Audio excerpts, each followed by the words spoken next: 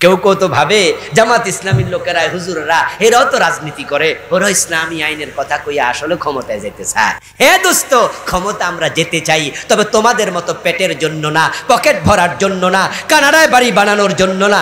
আমরা ক্ষমতা চাই আল্লাহর কোরআনের আইন কায়েম করার জন্য। অথচ Janata bank, Sonali bank, Agrani bank, AB bank, BRAC bank, Jamuna bank, এই ব্যাংক ওই ব্যাংক, বাংলাদেশে যে 100-র কাছাকাছি ব্যাংক আছে, এই সুদী ব্যাংকের মালিক জামাত ইসলামীর কয়জন নেতা?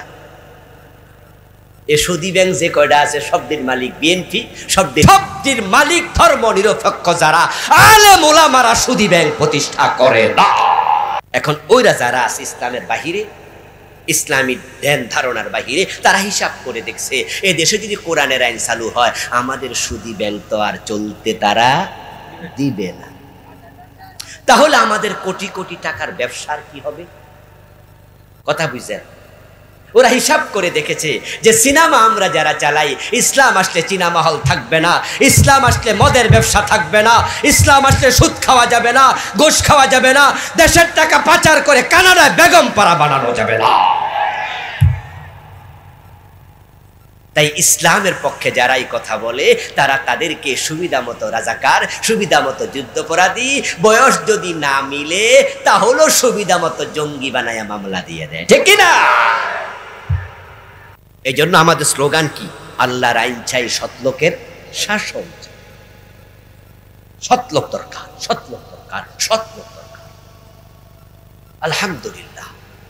আবার সাথে সাথে দুঃখ, পরিতাপ, দুজন মন্ত্রী আমরা পেয়েছিলাম, মাওলানা মতিউর রহমান নিজামী রাহেমাহুল্লাহ, আলী হাসান মোহাম্মদ মুজাহিদ রাহেমাহুল্লাহ। 5 বছর মন্ত্রী ছিলেন, 1 টাকা দুর্নীতির অভিযোগ কোন জালেম করতে পারে নাই। ফখরুদ্দিন মঈনুদ্দিন সরকার এসে টর্চলাইট দিয়ে, মাইক্রোস্কোপ দিয়ে খুঁজেছিল, 1 টাকা দুর্নীতির অভিযোগ। বাংলাদেশে যে 30, 35, 40টা মন্ত্রণালয় আছে, যদি প্রত্যেকটা মন্ত্রণালয়ে এরকম সৎ নেতা বসায়া দিতে পারেন, এই দেশ মালয়েশিয়ার মতো হতে এক যোগও লাগবে না, এক যোগও লাগবে। এই জন্য আসুন না দিনের বিজয় করি। দুনিয়ায় সমৃদ্ধি পাবেন, আখেরাতে জান্নাত পাবেন। আর দিন যদি বিজয়ী করা না যায়, ইসলাম মানা সহজ হবে না। রাসূলের সুন্নাহ থেকে দূরে সরে যাওয়ার কারণে জান্নাত পাওয়া সহজ হবে না। আল্লাহ তাআলা বাংলার জমিনকে দিন বিজয়ের জন্য কবুল করো, সবাই বলেন আমিন। আমরা স্বপ্ন দেখছি, আমরা আশা করছি ইনশাআল্লাহ অচিরে বাংলাদেশে দিনের বিজয় হবে। ইসলামী শক্তিগুলো কাছাকাছি আসছে। এদেশের ইসলামী দলগুলো যদি এক জায়গায় বসে যেতে পারে, আলেমরা এক হলে জালেমরা লেজ তুলে পালিয়ে যাবে। এজন্য আপনারা এক হয়ে যান, দলাদলি ভুলে যান। কোরআন কায়েমের ব্যাপারে এক জায়গায় চলে আসেন। ইখতিলাফ ছিল, ইখতিলাফ থাকবে। কেউ হাত বুকে বাঁধে, কেউ হাত নাভির নিচে বাঁধে, কেউ আমিন জোরে বলে, কেউ আমিন আস্তে বলে, কেউ কেয়াম করে, কেউ কেয়াম করে না। এক একজন এক এক জায়গায় আমরা আছি, মত আছে, ভিন্নতা, কিন্তু কোরআন এবং হাদিস মানার ব্যাপারে মত ভিন্নতা নাই। আমরা আলেমরা যদি এক হয়ে যেতে পারি, ইসলাম কায়েম হতে বেশি দিন লাগবে না। হতে পারে আগামী সংসদে আল্লাহর কোরআন ঢুকে যাবে। আগামী সংসদ নির্বাচনে আপনারা সবাই মিলে, আমরা সবাই মিলে যদি 151 জন এমপি ইসলামের পক্ষে আমরা সংসদে পাঠাতে পারি, সেখানে তারা বসে একটা আইন পাশ করে, ইযা নুদিয়া লিস-সালাতি মিন ইয়াউমিল জুমুআতি ফাসআউ ইলা যিকরিল্লাহি ওয়া যারুল বাই'i। আমার ওয়াজারুল বাই'a আমার রাসূলকে আল্লাহ তাআলা শিখিয়েছেন, আপনি বলে দেন আযান হবে তখন দোকানপাট বন্ধ করে দাও। নবীজি বলছেন, আমার মাঝে মাঝে মনে চায় যে আযানের পর আমি কোনো একজনকে আমার মসজিদে নববীতে ইমামের জায়গায় দাঁড় করিয়ে একদল যুবককে সাথে নিয়ে আমি মহল্লায় চলে যাই, যারা নামাজে আসে নাই তাদের ঘর বাড়িতে আগুন জ্বালায়। ইসলাম যদি ক্ষমতায় আসে, ইসলামের যদি বিজয় হয়, তাহলে আযানের পরে দোকান বন্ধের আইন হবে। যারা ক্রেতা তারা মসজিদে যেতে বাধ্য হবে। সরকার আইন করে দেবে যে দোকানদার দোকান খোলা রাখবে, তার দোকানে তালা লাগিয়ে দেয়া হবে। 2 দিন পর পর, 3 দিন পর পর একই অপরাধ করলে তার দোকান সিলগালা করা হবে। তার যেই দোকানের যে সরকারি স্বীকৃতি আছে, লাইসেন্সকে বাতিল করে দেয়া হবে। এবং যে লোক নামাজ পড়বে না, দোকানদারি করবে, তাকে 7 দিনের জেল দেয়া হবে। সকল ক্রেতা, সকল বিক্রেতা, সকল মানুষ যদি আজানের পর পর মসজিদমুখী হয়ে যায়, বাজারের মসজিদগুলাতে লোকের জায়গা হবে না, 2 বার 3 বার 5 বারও জামাত হওয়া লাগবে। তাবলীগ জামাত নামাজের ওয়াজ অনেক করেছে, পীর সাহেবরা নামাজের কথা বলেছে, আমরা বক্তারা বলেছি, কিন্তু ফজরের নামাজে সালাম ফিরাইলে দেখি মসজিদ খালি, যে 2 কাতার, কোনো জায়গায় 3 কাতার, কোনো জায়গায় 1 কাতার। এমন মসজিদও আছে যেখানে অর্ধ কাতারও হয় না, এমন মসজিদও আছে ইমাম আর মুয়াজ্জিন ছাড়া মুসল্লি নাই। বাইতুল মোকাররম জাতীয় মসজিদ, ওখানে গেলে দেখবেন জোহরের আসরের টাইমে, মাগরিব এশার টাইমে দোতলায় নামাজ চলে, নিচতলায় বেচা কেনা চলছে, বিশাল মার্কেট। এবং দোতলাতে এক পাশে মসজিদ আর এক পাশে স্বর্ণের দোকান। দেখবেন যে আজানের পরে নামাজ চলতেছে, স্বর্ণের দোকানগুলো খোলা, মসজিদ মার্কেটে পর্যন্ত আজানের পর দোকান বন্ধ হয় না। আর ইসলাম যদি কায়েম হয়ে যায়, সারা বাংলাদেশের সব জায়গায় আজানের সাথে সাথে অফিস আদালত বন্ধ হবে, নামাজ পড়া শুরু হয়ে যাবে। আপনারা কি চান বাংলাদেশের মানুষ নামাজি হোক? তাহলে কোরআন বিজয়ের জন্য আপনি কেন কাজ করছেন না? এই তাবলীগের ভাই, আপনি তো আন্তরিকভাবে চান মানুষ যেন নামাজি হয়। আসরের নামাজের পর মসজিদ থেকে আপনি গাছতে বের হন, সামনে রাস্তায় যারে পান তারেই তো আপনি ধরেন, নামাজ পড়ো দাওয়াত দেন। এই দাওয়াত তো চললো কত বছর, কিন্তু মানুষ তো নামাজে আসে না। বাজারের মসজিদে দেখবেন ভিতরে জামাত চলে, মসজিদের পাশে চা দোকানে বয়া বয়া কেউ বিড়ি টানে। মসজিদের পাশের চা দোকানে নামাজ চলাকালে টেলিভিশনে নাটক চলতেছে, একদল লোক তখন বসে বসে সিনেমা নাটক দেখে। এমন চা দোকান আছে না নাই? ইসলাম যদি আসে সব দোকান বন্ধ হতে বাধ্য করা।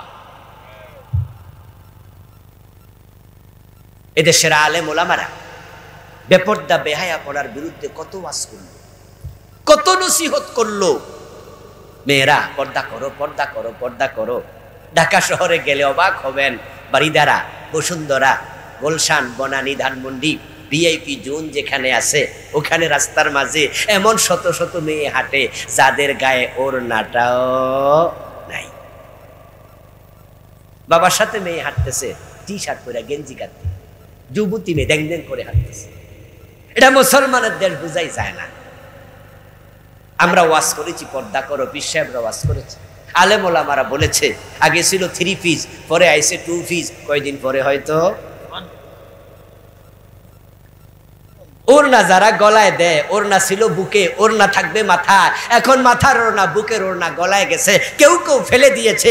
বেপর্দা নারীর সংখ্যা দিন দিন শহরে বেড়ে যাচ্ছে, পর্দা বাড়েনি। ইসলাম যদি বিজয় হয়ে যায়, এমন আইন চালু হয়ে যাবে, উল্টা পাল্টা পোশাক পরার সুযোগ আর কেউ পাবে না।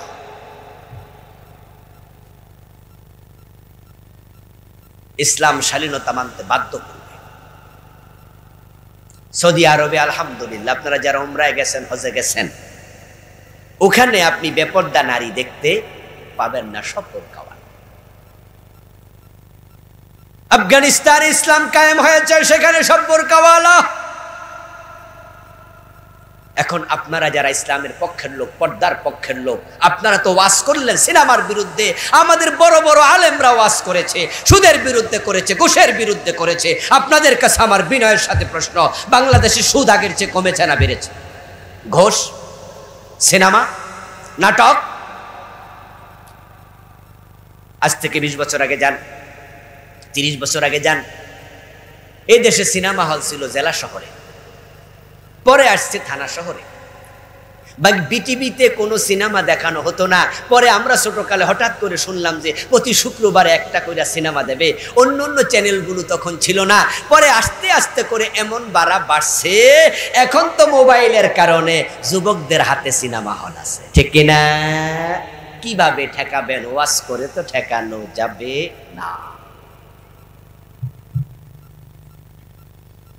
আগে নাটক এবং সিনেমা বাংলাদেশি নায়ক নায়িকারা বানাতো। হঠাৎ করে আওয়ামী লীগ সরকারে, ফেসিস্ট সরকার, তারা ইন্ডিয়ার সাথে চুক্তি করলো। ওই চুক্তির মাঝে দেখা যায় যে বাংলাদেশ ভারত যৌথ প্রযোজনা। তখন ইন্ডিয়ার সিনেমা বাংলাদেশে ঢুকে গেল। জি বাংলা, স্টার জলসা, জি প্লাস, সিনে প্লাস, আরো কত সিনেমার কত নাটকের চ্যানেল, সিনেমার চ্যানেল এই দেশে ঢুকাইয়া দিল।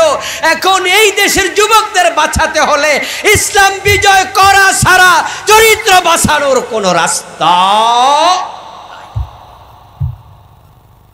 পরবর্তী প্রজন্মকে কার হাতে রেখে যাবেন? কার হাতে রেখে যাবেন? এই মোবাইলগুলোতে মাঝে মাঝে আমরা ওয়াজ শুনি। আল্লামা সাইদি রাহিমাহুল্লাহর একটা ওয়াজ লাগাও তো, তারেক মনোয়ার ভাইয়ের একটা ওয়াজ লাগাও তো, আব্দুল্লাহ আলামিনের একটা ওয়াজ লাগাও, আবুল কালাম আজাদ সাহেবের একটা ওয়াজ শুনি। দেখবেন যে আমাদের ওয়াজের মাঝখানে আইসা লাফ মারে, বিভিন্ন অ্যাড দেয়, নায়ক নায়িকার ছবি দেখা যায়। আপনি টান দিছেন, একটা আইসা গেছে আরেক। আল ইনসানু হারিসুন ফীমা মুনিআ, আরবি একটি বিখ্যাত প্রবাদ। নিষিদ্ধ জিনিসের প্রতি মানুষের আকর্ষণ বেশি। আপনি চাইছিলেন ওয়াজ শুনতে, কিন্তু দেখলেন যে আপনার এই মোবাইলের স্ক্রিনের এক পাশে দেখা যায় যে একটা বাজে ছবি। তখন আপনার মন বলতেছে গুতাটা হিয়ানে আগে মার। এখন ওয়াজ করলে কি এই সিনেমা বন্ধ হবে, নাটক বন্ধ হবে? ওয়াজ করলে কি আকাশ কন্ট্রোল করা যাবে? অসম্ভব। দিনের বিজয় করো। একদিনের একটা আইনে ইসলামের বিজয় যদি হয়, সব সিনেমা বন্ধ করে দেওয়া যাবে। 151 জন এমপি সংসদ ভবনে একবার হা বললে আইন হয়ে যায়, একবার না বললে আইন হয়ে যায়। আমার প্রিয় ভাইয়েরা, সুদের বিরুদ্ধে ওয়াজ আমরা অনেক করেছি, দিন বিজয় হয় নাই।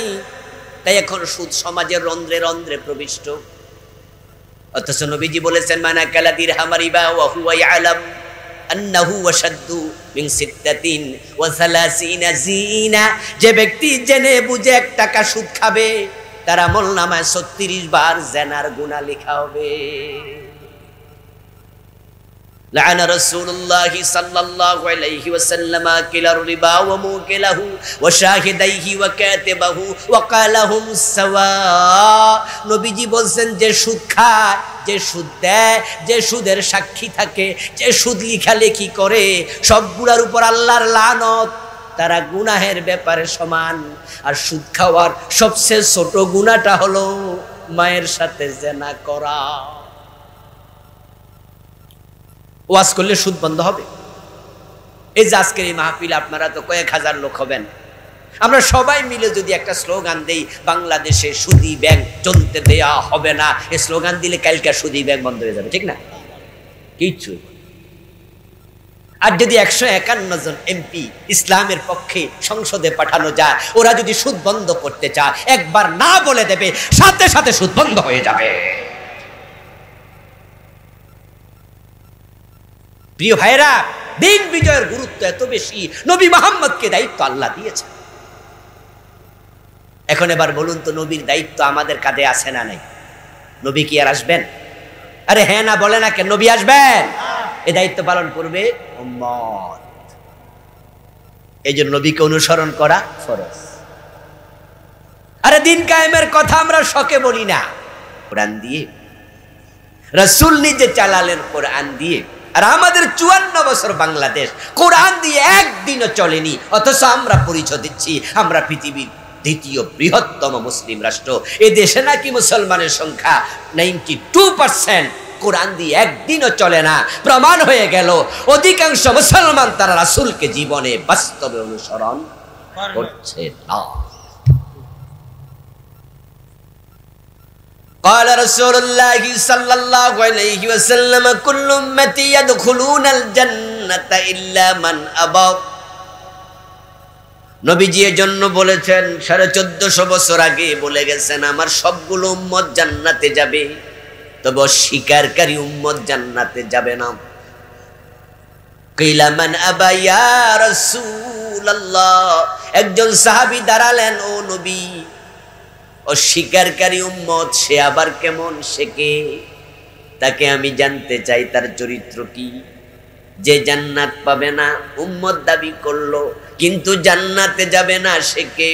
এবার নবীজি বলছেন মান আতানি দাখালাল জান্নাতা ওয়া মান আসানি ফাকাদ আবা, যে আমি নবীকে অনুসরণ করে সে জান্নাতে যাবে, যে আমাকে অনুসরণ করে না উম্মত দাবি করলো কিন্তু জান্নাত পাবে না।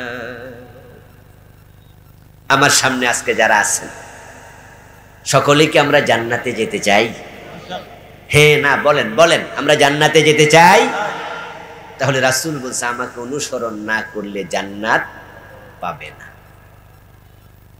যে ব্যক্তি রাসূলকে অনুসরণ করে সে শুধু জান্নাতই পাবে তা নয়, বরং সে নবীজির সাথে জান্নাতে ঢুকবে। قال رسول الله صلى الله عليه وسلم من أحب سنتي فقد أحبني ومن أحبني كان معي في الجنة। নবীজি বলছেন যে আমার সুন্নাহকে ভালোবাসে সে আমি নবী মুহাম্মদকে ভালোবাসে, আর যে আমার সুন্নাহকে জীবনে লালন করে আমার ভালোবাসার প্রমাণ দেবে কানা মাই ফিল জান্নাহ, সে জান্নাতে আমার সাথে ঢুকবে। রাসূলকে অনুসরণ করা, তার সুন্নাহকে ফলো করা, এটা জান্নাতে যাওয়ার পূর্ব শর্ত। এখন আপনারা যারা জান্নাতে যেতে চান তাদেরকে একটি বিষয় একমত হওয়া লাগবে, জীবনে রাসূলকে মানতেই হবে, এর কোনো বিকল্প নাই, সেকেন্ড কোনো অপশন নাই। মনে মনে অনেকে ভাবছেন হুজুর রাসূলের সুন্নাত আমরা মানি, রাসূলকে তো আমরা মানি, তাই তো আমরা মসজিদে 5 ওয়াক্ত নামাজে যাই, রমাদানে রোজা রাখি, এই যে মাথায় টুপি দেই, মুখে দাড়ি রাখছি, এই মাহফিলে এসে আপনার সামনে মাটির মাঝে বসে গেছি। রাসূলকে না মানলে কি আর এখানে মাটির মাঝে বসতাম? রাসূলকে আমরা মানি, আলহামদুলিল্লাহ। সত্যি যদি এ কথাটা আল্লাহ আপনার জীবনে পায়, রাসূলের ওয়াদা তিনি আপনাকে সাথে নিয়ে জান্নাতে যাবেন ইনশাআল্লাহ। কিন্তু যদি এমনটি হয় যে আপনি রাসূলকে মানেন ঠিক, তবে সব জায়গায় মানেন, টুপিতে দাড়িতে পাজামা পাঞ্জাবিতে রাসূল মানেন, কিন্তু মেয়ে বিয়ে দেওয়ার সময় তখন যৌতুক দেন, ছেলে বিয়ে করানোর সময় যৌতুক নেন। রাসূলকে আপনি মানেন টুপিতে আর দাড়িতে পাজামাতে আর পাঞ্জাবিতে, কিন্তু ব্যবসায় আপনি ওজনে কম দেন, মালেও আপনি ভেজাল দেন। রাসূলকে আপনি মানেন, আপনি মসজিদে আর মাদ্রাসায় হজে যাওয়ার সময় তালবিয়া পড়েন, সাদা কাপড় গায়ে দেন, কিন্তু যখন ব্যাংকিং করেন তখন সুদী ব্যাংকে টাকা জমা রাখেন, সুদে টাকা লাগায়, এমন নামাজি বাংলাদেশে আছে না নাই? আজকের মাহফিলে নাই, অথচ ওনার মুখে হয়তো দাড়ি আছে, মাথায় টুপিও আছে।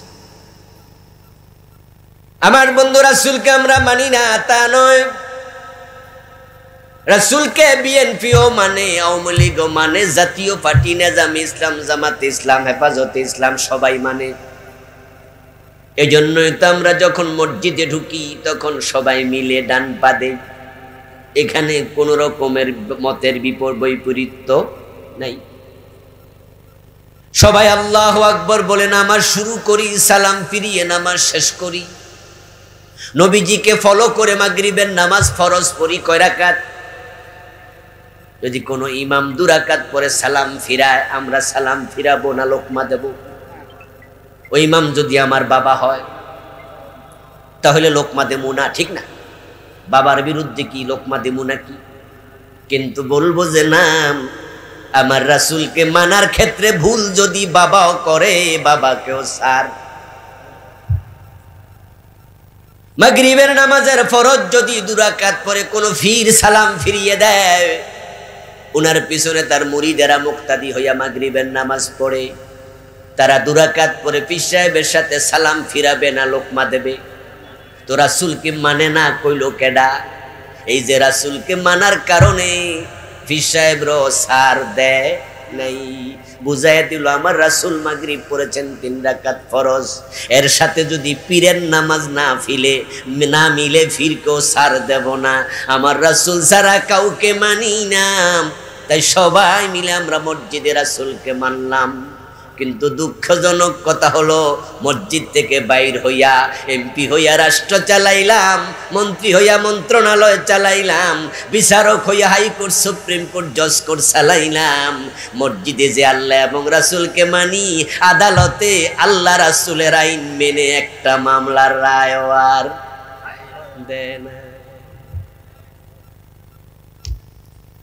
আপনাদের সাতক্ষীরা জজ কোর্ট আসেনি? ওই জজ কোর্টে জোহরের নামাজ পড়তে গেছে জজ সাহেব, বিচারক। জোহরের নামাজ পড়তে গিয়ে ইমাম সাহেবের সাথে শরীক হলো। ইমাম সাহেব 2 রাকাত পড়ার পরে আত্তাহিয়াতু পড়তে বসতে হয়, এটা ভুলে তিনি বসেন নাই, বরং আল্লাহু আকবার বলে দাঁড়াতে শুরু করছেন। পিছন থেকে আমরা যারা মুক্তাদি আছি, আমরা কি দাঁড়াবো না লোকমা দেব? কি বলে দেব? সুবহানাল্লাহ বলে দেব, আল্লাহু আকবার নয়। বাংলাদেশে কে বা কেডা এটা ঢুকাইছে আমি জানি, এটা নবীজির সুন্নাহর খেলাফ। নবীজি সাল্লাল্লাহু আলাইহি সাল্লাম শিখিয়েছেন ওয়ালিন নিসাই তাসবিহু, রাসূল বলেছেন যদি ইমাম ভুল করে পুরুষ মুক্তাদি তারা সুবহানাল্লাহ বলবে। তাসবিহ, তাসবিহ মানে কি? সুবহানাল্লাহ। আর যদি মহিলা মুক্তাদি থাকে তারা মুখে কিছু বলবে না, বরং তারা হাতের উপরে এভাবে আওয়াজ করবে। পুরুষেরা সুবহানাল্লাহ বলবে। এখন কে বা কারা বাংলাদেশে সুবহানাল্লাহ ধাক্কা দিয়ে সরাই আল্লাহু আকবার ঢুকাই দিছে, এটা আমি জানি। তাহলে এখন থেকে আমরা ইমাম ভুল করলে আমরা লোকমা দেব কি শব্দে? সুবহানাল্লাহ শব্দে। আচ্ছা, জজ সাহেব লোকমা দিল, ইমাম 2 রাকাত পরে আত্তাহিয়াতু পড়তে বসে নাই, ভুলে দাঁড়িয়ে যাচ্ছে। জজ লোকমা দেয়, আমরাও লোকমা দেই। আলেম ওলামা ভাইয়েরা একটু জবাব দিয়েন। জোহরের নামাজে 2 রাকাত পরে আত্তাহিয়াতু পড়ার জন্য বসা ফরজ না ওয়াজিব? আলেমরা ওয়াজিব বলতেছে, যদি আরো বড় আওয়াজ আমি চাইছিলাম, অনেকে আবার আওয়াজ জোরে কয় না, আস্তে আস্তে কয়। মাসালাটা জেনে রাখেন, 2 রাকাত পরে আত্তাহিয়াতুর জন্য বসাটা কি? ওয়াজিব। শেষ বৈঠক ফরজ, মাঝের বৈঠক কি? ওয়াজিব। ওই জজ সাহেব মাসালা জানে, 2 রাকাত পরে বসতে হয়, এটা ওয়াজিব। ওয়াজিব তরক করলে সাউ সেজদা দিতে হয়, এটা তো জানেন নাকি? এখন ইমাম সাহেব হুজুর লোকমা খাইয়া তিনি বসে গেলেন, আত্তাহিয়াতু পড়লেন, তারপরে যথারীতি নামাজ শেষ করলেন। এবার জজ সাহেব চলে গেল জোহরের নামাজ পড়ে, তারপরে নাস্তা পানি, দুপুর বেলার লাঞ্চ খাইয়া টাইয়া, তারপরে এবার চেয়ারে বসে তিনি চুরির মামলার রায় দেবেন। গত 6 মাস ধরে একটা মামলা চলছে, আজকে রায় শুনানি হবে। উনি যখন বললেন যে এই মামলা চুরি করে চমক 10 লাখ টাকা, এটা সাক্ষী প্রমাণে সাব্যস্ত হয়েছে, এই কথা বলার পরে এবার চোর যখন চুরি করে চোর ধরে হাত কাটার আইন দেয়া, এটা কি নফল না ফরজ? চোর ধরে হাত কাটার কথা আল্লাহর কোরআনে আছে কিনা? আমার রাসূল বলেছেন, আমার মেয়ে ফাতেমা যদি চুরি করে আমি ফাতেমার হাত কেটে দেব। আল্লাহ তাআলা বলেছেন, আস-সারিকু ওয়াস-সারিকাতু ফাকতাউ আইদিয়াহুমা জাযাআম বিমা কাসাবা নাকালাম মিনাল্লাহ। চোর নারী হোক আর পুরুষ হোক, চোর ধরে হাত কেটে দাও, এটা আল্লাহর অর্ডার। এই জন্য নবীজি বলছেন, আমার মেয়ে চুরি করলে তাকেও ছাড় দেওয়ার কোনো সুযোগ নাই। এখন জজ সাহেব যখন আদালতের চেয়ারে বসলো, এই 54টা বছরে বাংলাদেশে চোর ধরে হাত কাটার রায় কয়জন জজ দিছে? কথা বলে না ভাইয়েরা, কয়জনে দিছে? বাংলাদেশে চোর নাই, আদালতে চুরির মামলা নাই, কিন্তু হাত কাটার রায় দিছে। হাত কাটার রায় দেয়া নফল না ফরজ? ওয়াজিব না ফরজ? কিন্তু ইমাম যখন ভুল করছিল, ভুলটা ছিল কিসে? ওয়াজিবে। ওই যে 2 রাকাত পড়ে আত্তাহিয়াতু পড়ে নাই, ভুল করছিল। জজ সাহেব ইমামের লোকমা দেয় ওয়াজিবে, আদালতে নিজের ফরজের খবর নেই। মসজিদে গেলে আমরা রাসূলকেও মানি, আল্লাহকেও মানি, কিন্তু আমরা আদালতে আর মানি না। আমরা এমপি হইয়া সংসদে যখন ঢোকে, সংসদ ভবনের ভিতরেও কিন্তু মসজিদ আছে। একবার এমপিরা যেখানে সংসদ ভবনে গোল একটা রুম আছে, এমপিদের রুম, ওখানে নামাজ পড়ার জায়গা পাশেই আছে। আমিও ঢুকছিলাম ওখানে, জোহরের নামাজও পড়ছি, তবে এমপি হইয়া ঢুকি নাই, দর্শক হইয়া ঢুকছি। ওখানে জোহরের নামাজের জায়গা আছে, আসরের জায়গা আছে, মসজিদ আছে। ইমাম, এই এমপি সাহেবরা যখন নামাজে যায়, ইমাম যদি ভুল করে তখন তারা কিন্তু সেখানে ইমামরে লোকমা দেয়। আবার নিজেরা যখন চেয়ারে আইসা বসে তখন রাসূলকে মানে নাই, তাই হুজুরে লোকমা দিছে। কিন্তু 300 এমপি আল্লাহর আইনে দেশ চালায় না, এই জন্য কেউ কোনোদিন ভাবেও নাই রাসূলকে এখানেও মানা ফরজ। চিন্তাতেও নেই। প্রিয় ভাইরা, জান্নাতে যেতে হলে রাসূলকে মানতে হবে, এটা একটি সূত্র, এটা আবশ্যিক সূত্র। এর বাহিরে জান্নাত নাই, পাবেন না, সোজা কথা। এখন আমরা সুবিধাবাদী মুসলমান, আমরা সুন্নাহ মানি ততক্ষণ, বিপদ আপদ নাই যতক্ষণ। ইসলাম মানি সেখানে মজা আছে যেখানে, যেই কথায় মামলা খাওয়া লাগবে, যেই কাজ করলে জেলে যাওয়া লাগবে। রাসূল এবং কোরআনের পক্ষে যদি মিছিল করেন, মিটিং করেন, রাজনীতি করেন, কোরআন দিয়ে দেশ চালাইতে যান, তখন রাজাকার বলে জেলে দেয়া হয়।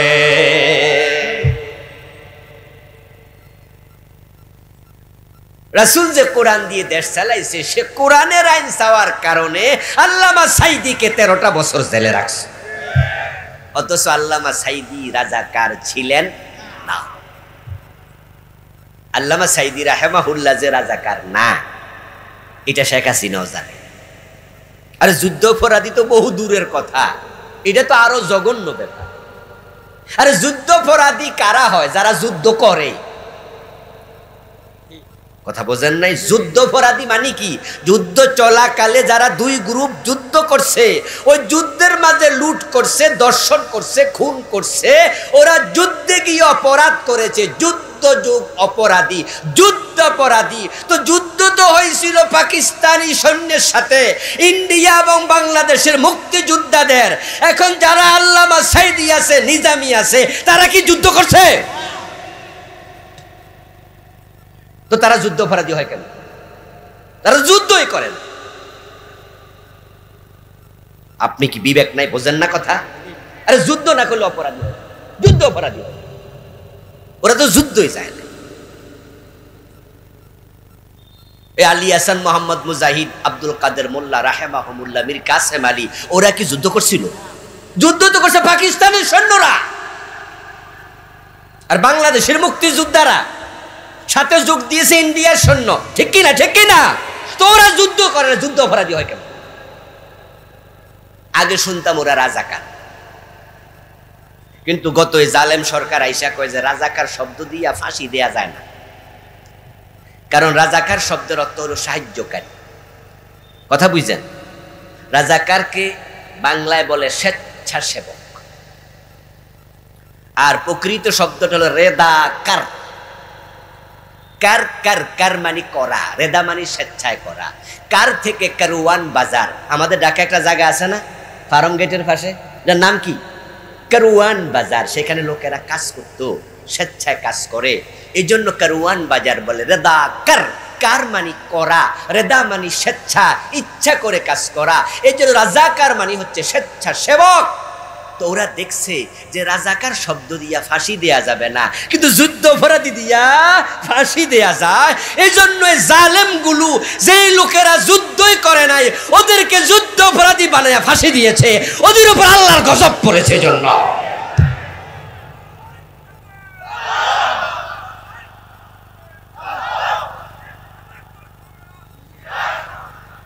আল্লাহর গজব তো আর এমনি এমনি আসে নাই, কতজন চোখের পানি জমা হয়েছে। যে লোকগুলা যুদ্ধই করলো না, ওদেরকে যুদ্ধ অপরাধী বানিয়ে ফাঁসি দিলা। অপরাধ কি? আসলে অপরাধটা কি? আসলে অপরাধ ছিল আল্লাহর কোরআনের আইনের কথা বলা।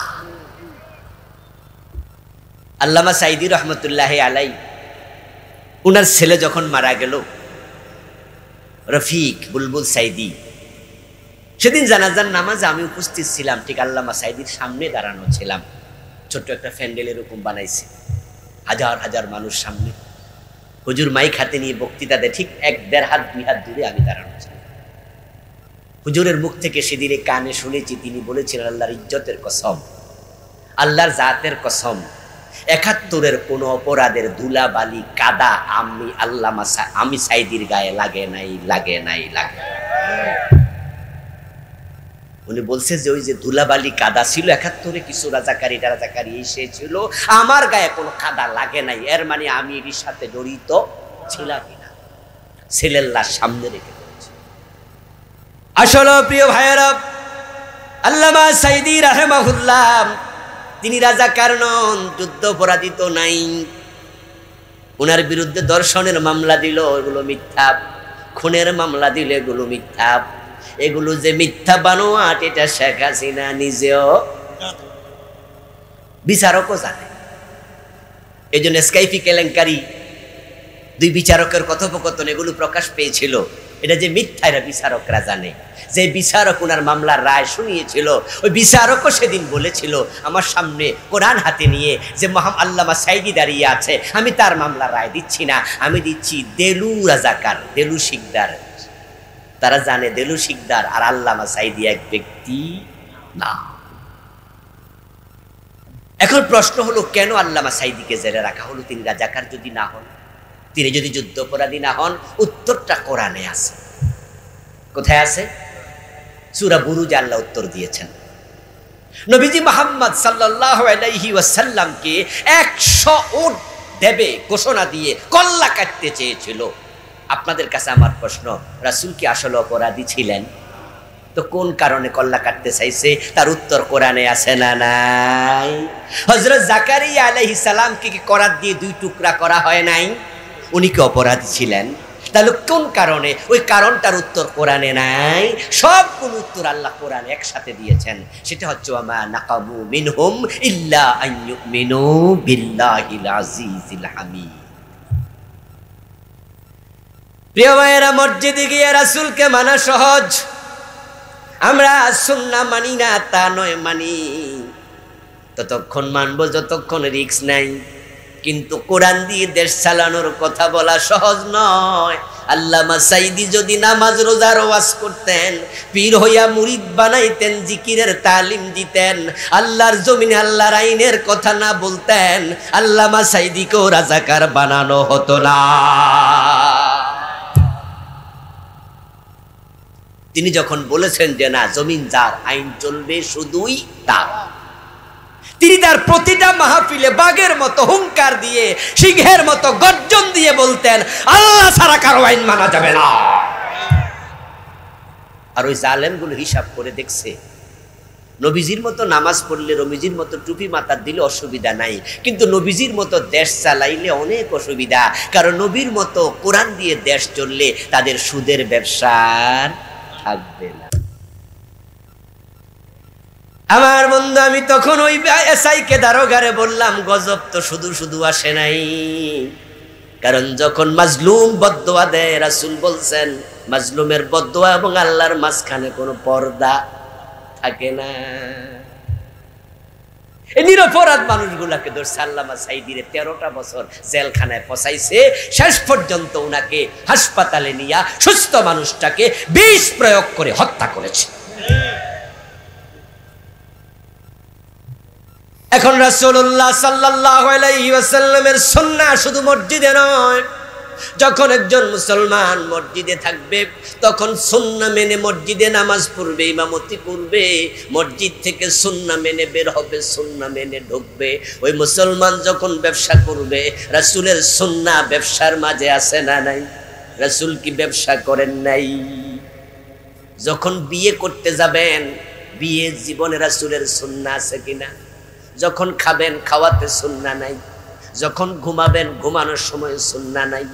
ইভেন যখন টয়লেটে ঢুকবেন, কখন কাপড় তোলা দিতে হবে সেটাও হাদিসে আছে না নাই? এবার দেশ চালানো বিশাল ব্যাপার, সেখানে রাসূলের সুন্নাহ মেনে চলা দরকার আছে না নাই? এই 54 বছর যারা দেশ চালাইলো সে রাষ্ট্রীয় জীবনে রাসূলের সুন্নাহ তারা মানে নাই। তাই সব জায়গায় সুন্নাহ না মানলে প্রকৃত উম্মত হওয়ার কোনো সুযোগ নেই। বরং যেই মানুষগুলো রাসূলুল্লাহ রাষ্ট্রীয় জীবনে সুন্নাহ মানে না তারা ঈমান নিয়ে মরতে পারবে না। কারণ রাসূলের সুন্নায় রাষ্ট্র চালানোটা ফরজ, রাসূলের সুন্নাহ টুপি মাথার দেয়া এটা সুন্নায় মুস্তাহাব্বা, সুন্নায় জায়েদা, অতিরিক্ত সুন্নাহ। এই যে আমি টুপিটা খুললাম এখন কি আমার কোনো গুণ হয়ে গেছে? টুপি মাথায় দেয়া সুন্নাহ জায়েদা, সুন্নাল মুস্তাহাব্বা, দিলে সওয়াব আছে, না দিলে গুনাহ নাই। কিন্তু রাসূল আল্লাহর আইনে রাষ্ট্র চালানো এটা এরকম সুন্নাহ না সুন্নাতে ওয়াজিবা? এটা হচ্ছে আবশ্যিক সুন্নাহ। ইনিল হুকমু ইল্লা লিল্লাহ, এটা আল্লাহর অর্ডার, আল্লাহ ছাড়া কারো আইন চলবে না। আল্লাহর অর্ডার, আলা লাহুল খালকু ওয়াল আমর, সাবধান সৃষ্টি যার, আইন চলবে শুধুই তার, আল্লাহ ছাড়া কারো আইন চলবে না। এজন্যই তো আলহামদুলিল্লাহ আমরা একদল মানুষ 54 বছর কেন, সে 41 সন থেকে মাওলানা মওদুদী রহমতুল্লাহ আলাই যখন জামাত ইসলামী গঠন করলেন তখন থেকে আজকের এই মুহূর্ত পর্যন্ত আমরা একটা দাওয়াত পুরা জাতিকে দিচ্ছি। সে দাওয়াতটা হলো মসজিদ চলবে সে আল্লাহর আইনে, দেশ চলবে সে আল্লাহর আইনে। নবীজি মুহাম্মদ সাল্লাল্লাহু আলাইহি সাল্লামের জীবনের দিকে তাকান, উনি মসজিদেরও ইমাম ছিলেন, নেতা ছিলেন, আবার রাষ্ট্রেরও ইমাম, রাষ্ট্রেরও নেতা ছিলেন।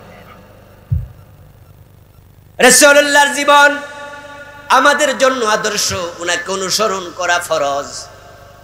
এখন রাসূলের জীবন তো বিশাল মহাসাগর, এই বিশাল মহাসাগর নিয়ে একদিনে 2 ঘন্টা 1 ঘন্টা কথার কতটুকু বলা যায়। তাই আমি আজকে অন্যদিকে যাব না, নবীজির জীবনের লক্ষ্য কি সে নিয়ে কিছু কথা বলে আলোচনা শেষ করব। রাসূলের জীবনের লক্ষ্যের সাথে উম্মত তার জীবনের লক্ষ্য মিলাতেই হবে। রাসূল হচ্ছেন আমাদের ট্রেন গাড়ির ইঞ্জিনের মতো, আর আমরা উম্মত যারা আমরা হচ্ছে ট্রেন গাড়ির পিছনে কি থাকে? বগি থাকে, ডাব্বা থাকে, আমরা হচ্ছি বগি। আচ্ছা এবার বলুন তো, ইঞ্জিনের সাথে বগির অ্যাটাচ যদি না থাকে তাহলে কি ইঞ্জিন বগিরে টানে? আপনাদের এলাকায় রেল লাইন আছে না? নাই না, সাতক্ষীরায় নাই না? কেন রেল লাইন দেয় নাই? দরকার। যশোর খুলনা আছে, আপনারা দাবি তুলবেন, কারণ রেল লাইন চালু হলে তখন যাতায়াত সহজ হয় এবং আপনাদের সাতক্ষীরার আম সারা বাংলাদেশে যায়।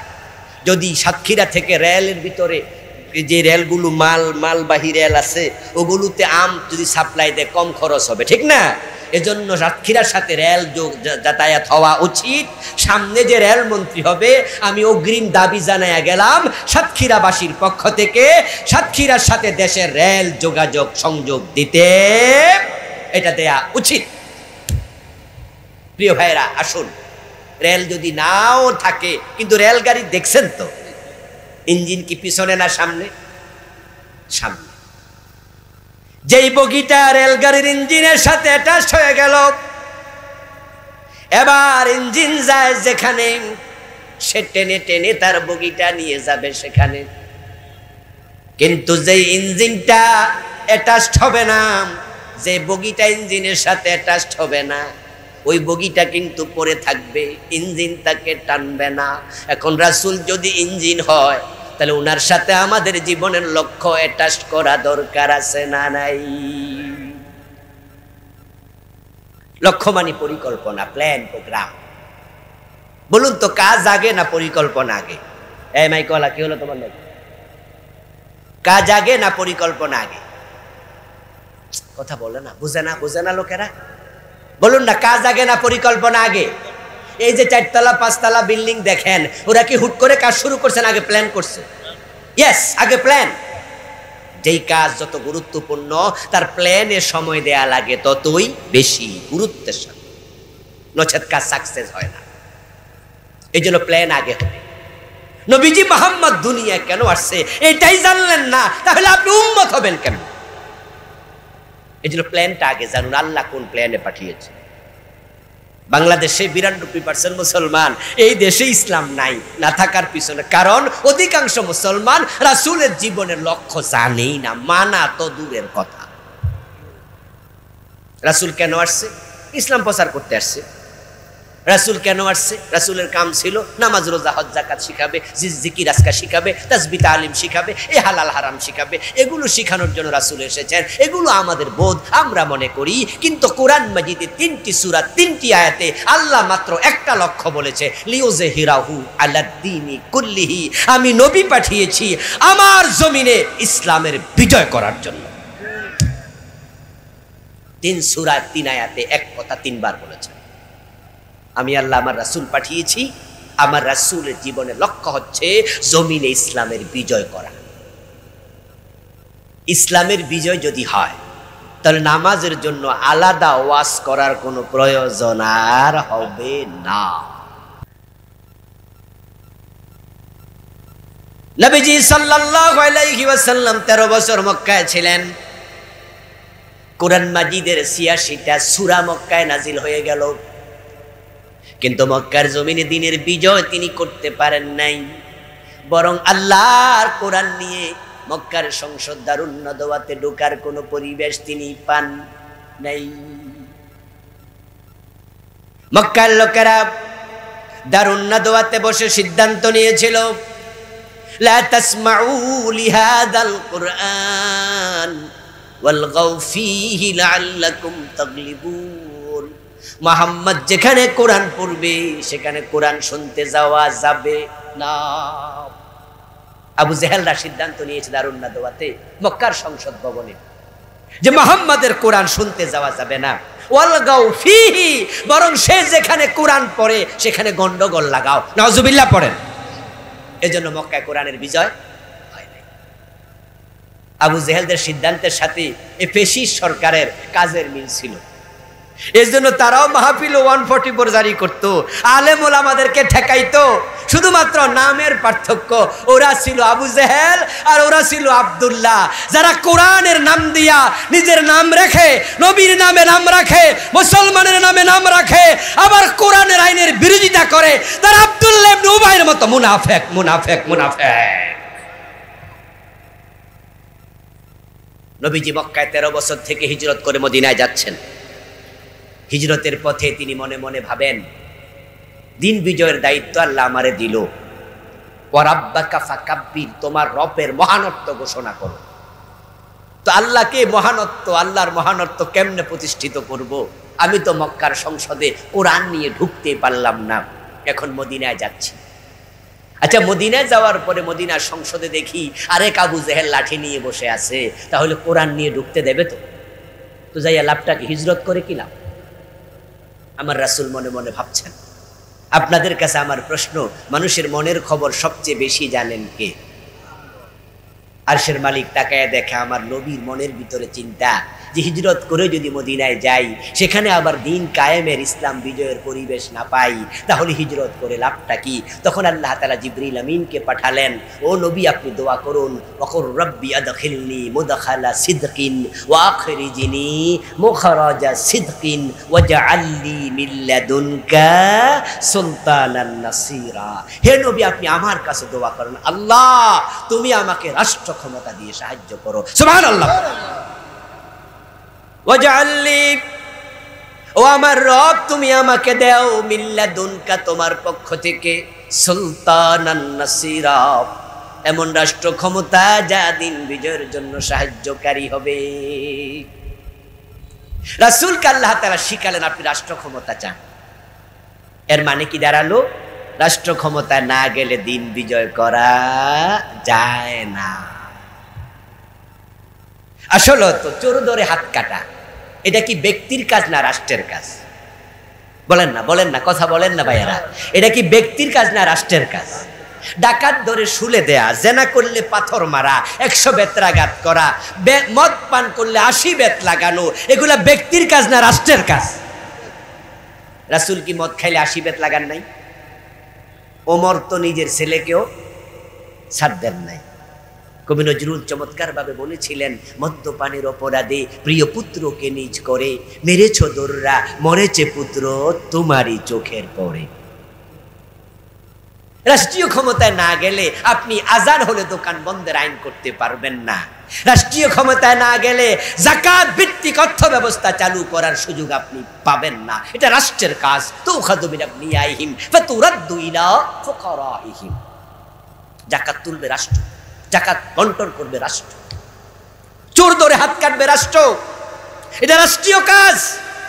এই জন্য আল্লাহ নবীজিকে শিখাচ্ছে, ও নবী আপনি দোয়া করুন, আল্লাহ আমার রাষ্ট্র ক্ষমতা দেও। এবার আপনাদের কাছে আমার প্রশ্ন, রাসূল যদি রাষ্ট্র ক্ষমতা চাইয়া দোয়া করে, সেই দোয়া আমাদের করা দরকার আছে না নাই? অথচ আমরা হুজুররা যখন ইসলামী রাষ্ট্রের কথা বলি, তখন আপনাদের কেউ কেউ কয় হুজুররা আবার ক্ষমতা যাওয়া কি দরকার? কিছু কিছু আলেম নামের জালেম আছে, ওরা পর্যন্ত মন্তব্য করে যে বাংলাদেশে একটা দল আছে যারা শুধু গদি চায়, ক্ষমতা চায়। আরে মিয়া, তুমি যদি গদি না পাও, ক্ষমতা না পাও, তাহলে তুমি ফৌজদারি আইন কায়েম করবা কেমনে? বঙ্গবন্ধু শেখ মুজিব তিনি বড় স্বপ্ন দেখে বাংলাদেশটা স্বাধীন করেছিলেন। তিনি বলেছিলেন যে আমি সোনার বাংলা বানাবো। কিন্তু ক্ষমতায় আসার 2.5 বছর 2 বছরের মাথায় স্বপ্ন ভেঙ্গে খান খান হয়ে গেল। তিনি আফসোস করে বলেছিলেন আমি পারলাম না, কারণ মানুষ পায় স্বর্ণের খনি, আমি পাইছি চোরের খনি। সে চোর এখনো বাংলাদেশে আছে না নাই? কমছে না বাড়ছে?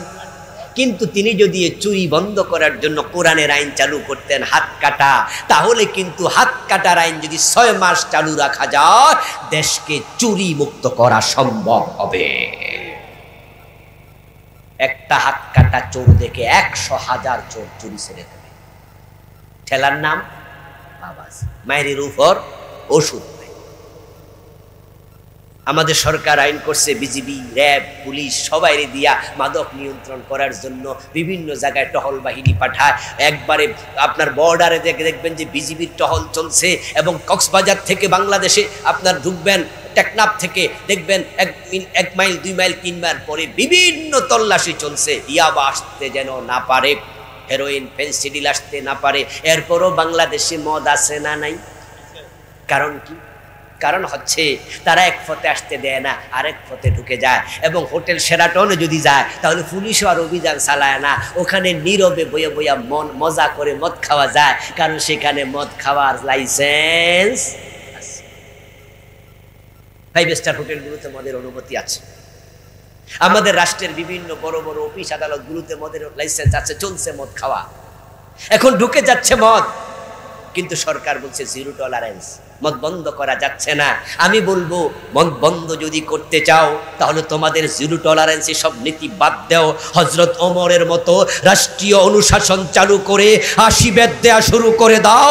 যে মদ পান করবে কাউকে ছাড় দেবে না, নেতার ছেলে হোক, নেতা নিজে হোক, ইসলামী আইন চালু করো, 80 বেদ দাও।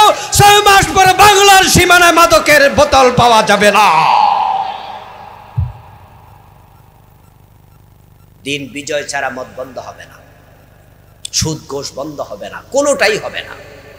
প্রিয় ভাইরা, এ দিন বিজয়ের উদ্দেশ্যে নবী পাঠাইছেন। আমার রাসূল দিন বিজয় করলেন। আলহামদুলিল্লাহ, রাসূলুল্লাহ সাল্লাল্লাহু আলাইহি সাল্লাম যখন দিনের বিজয় করে দিলেন, সমাজে এত শান্তি আসলো, সাম্য আসলো, ভারসাম্য আসলো। হযরত ওমর তো রাসূলের ইন্তেকালের মাত্র 3 বছরের মাথায় ক্ষমতায়, রাসূল ইন্তেকাল করলেন, আবু বকর 2 বছর 4 মাস ক্ষমতায়, তারপর ওমর ক্ষমতায় চলে আসলেন। ইসলামের ইতিহাস দেখুন, ওই জাহিলিয়াতের যুগ এমন ভাবে চেঞ্জ হয়ে গেল। অর্ধ দুনিয়ার সম্রাট ওমর গাছতলায় একা একা ঘুমিয়ে থাকে, বডিগার্ডের প্রয়োজন আর নেই। শান্তি কাকে বলে? হযরত ওমরের যুগে কেউ কেউ বলেছেন দ্বিতীয় ওমর আব্দুল আজিজ রাহিমাহুল্লাহর যুগে এতটাই সমৃদ্ধি এসেছিল, এতটাই উন্নতি এসেছিল যে যাকাত বিভাগের কর্মচারী যাকাতের টাকা কাঁধে নিয়ে ঘরে যাকাত খাওয়ার মতো লোক নাই। আমার বাংলাদেশটাকে আমরা উন্নত দেখতে চাই, সমৃদ্ধ দেখতে চাই। আসলেই এটা সোনার বাংলা। ইসলাম যদি আসে, দারিদ্র মুক্ত করতে এক যোগও লাগবে না। এদেশের মাটি কত যে উর্বর। পৃথিবীর অনেকগুলো রাষ্ট্র আল্লাহ আমাকে সফর করার সুযোগ দিয়েছেন। এই অগাস্টে আমি আমেরিকায় ছিলাম 12-14 দিন। যেদিন দেশে বিপ্লব হয় সেদিন আমি আকাশে ছিলাম। 10টা অঙ্গরাজ্যে আমি এই অগাস্টে আমি ভ্রমণ করেছি, ওয়াজ নসিহত করার জন্য গিয়েছিলাম। সেখানে আমি একবার গেলাম আরো কয়েক বছর আগে শীতকালে, নভেম্বর মাসে ছিলাম সেখানে 10-12 দিন। শীতে আমার নাকের ভিতরে রক্ত জমে গেছে, শ্লেষার ভিতরে। আমি ওই দেশের লোকদেরকে জিজ্ঞাসা করলাম, বাঙালি কয়েকজনকে, ভাই এত শীতে থাকেন কেমনে?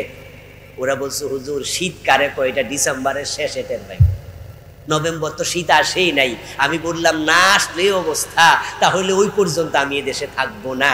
বলল 6 মাস, 4 মাস, 5 মাস এমন এলাকা আছে বরফের নিচে ঢাকা থাকে। এই নিউ ইয়র্ক শহর বলছে, আমরা এমন অবস্থায় পেয়েছি যেখানে ঘর থেকে বের হওয়া যায় না। রাষ্ট্রীয় লোকেরা এসে বরফ সরাইছে, গাড়ি পর্যন্ত বরফের নিচে চলে গেছে। আমি বললাম, তখন ফল ফসলের কি খবর? বলল, কোনো ফসল হয় না, বরং গাছের পাতাগুলা পর্যন্ত ঝরে যায় বরফের কারণে, তুষারের কারণে। গাছের পাতার দিকে তাকাইলে মনে হয় এক একটা বরফের গাছ। 3 মাস, 4 মাস, 6 মাস ফসল নাই, অথচ আমেরিকা পৃথিবীর উন্নত দেশ। আর আমার বাংলাদেশ 12 মাস ফসল হয়, অথচ আমরা গরিব। কারণ শুধু চোর, শুধু চোর। আমার দেশ এমন মাটি, সুবহানাল্লাহ। সৌদি আরব যারা গেছেন, দুবাই গেছেন, কাতার গেছেন, এই রাষ্ট্রগুলো আমিও গিয়েছি। সেখানে গাছ আছে, তবে তাকায় দেখবেন গাছের নিচে রাস্তার পাশে সেখানে আছে পাইপ লাইন। সকালে একবার পানি দেয়, রাতের বেলা আবার পানি দেয়, 2 বেলা, বিকাল বেলা, সকাল বেলায় পানি না দিলে গাছ বাঁচে না। আর আমার বাংলাদেশ আম খেয়ে আম ফেলে দেয়, নিজে নিজে গাছ হইয়া আম ধরে, তার পিছনে কোনো টাকা খরচের প্রয়োজন। লাউ নষ্ট হয়ে গেছে, শক্ত হয়ে গেছে, মা বোনরা বলে এই লাউটা খাওয়া যাবে না, এটা নষ্ট, ফালাই দে। ওই লাউটা ফালাই দিয়েছেন, পচে গেছে, কাক আইসা লাউয়ের গোটা খাইয়ে ফেলছে, তারপর পায়খানা করে দিছে দূরে কোথাও। ও পায়খানা থেকে গোটা বাড়িয়া লাউ গাছ হইয়া লাউ ধরে। এ হলো বাংলাদেশ। মালয়েশিয়া স্বাধীন হয়েছে আমাদের মাত্র 8 থেকে 10 বছর আগে। 7-8 বছর আগে আমি মালয়েশিয়াও গিয়েছিলাম। সেখানে আমি দেখেছি তারাও ও দেশে খনিজ পদার্থ নাই, কিন্তু কুয়ালালামপুরে এত বেশি 50 তলা বিল্ডিং দেখেছি, গনে শেষ করা যাবে না। আর টুইন টাওয়ারের পাশে দাঁড়িয়ে যখন আমি চূড়া দেখতে চাইলাম, টুপি খুলে হাতে নিয়েছি, মাটিতে পড়ে যেতে পারে এত বড় বিল্ডিং তারা বানিয়েছে মাত্র আমাদের 8 থেকে 9 বছর আগে স্বাধীন হইয়া। তারা যদি আগাতে পারে, পুরা বাংলাদেশে একটা 50 তলা বিল্ডিং আমরা আজ পর্যন্ত বানাতে পারি নাই। আমরা কেন পিছিয়ে আছি? তারা মাহাতির মোহাম্মদের মতো সৎ নেতা পেয়েছে, আর আমরা পেয়েছি চোর আর বাটপার। দেশের টাকা বিদেশ পাঠাইয়া কানাডায় বাড়ি বানা, আমেরিকা বাড়ি বানা। কোরআনকে ফলো করে দেশ চালাও, তাহলে সমৃদ্ধি আসবে, আখেরাতে মুক্তি মিলবে। আল্লাহ তাআলা আমাদের সকলকে তার এই জমিনে তার দ্বীন বিজয় করার জন্য ঐক্যবদ্ধভাবে কাজ করার তৌফিক দান করুন। সবাই বলেন আমিন। হাদা মা ইনদি ওয়াল ইলমু ইনদাল্লাহ আলাইহি তাওয়াক্কালতু ওয়া ইলাইহি উনীব। প্রিয় ভাইরা, আমরা সংক্ষেপে দোয়া করে বিদায় নিতে চাই। রাস্তায় আমার গাড়িটা আছে, ওখানে আমার লেখা 8টি বই আছে, শিরকের উপর, বেদাতের উপর, সালাতের উপর, পরিবারের উপর, আখেরাতের উপর, রাসূলুল্লাহর জীবনের উপর। যারা শিক্ষিত মানুষ আছেন তারা বই সংগ্রহ করতে পারবেন ড্রাইভার সাহেব থেকে। মাহফিল কমিটির কোনো কথা যদি থাকে ওনারা বলবেন, নচেত আমরা দোয়া করে দেব। মাহফিলের কিছু ঘাটতি আছে, যদি কেউ সহযোগিতা করতে চান তাহলে তারা স্টেজে দিয়ে যেতে পারেন। জি, আমরা দোয়া করতে চাই। আর কোনো কথা আছে? জি।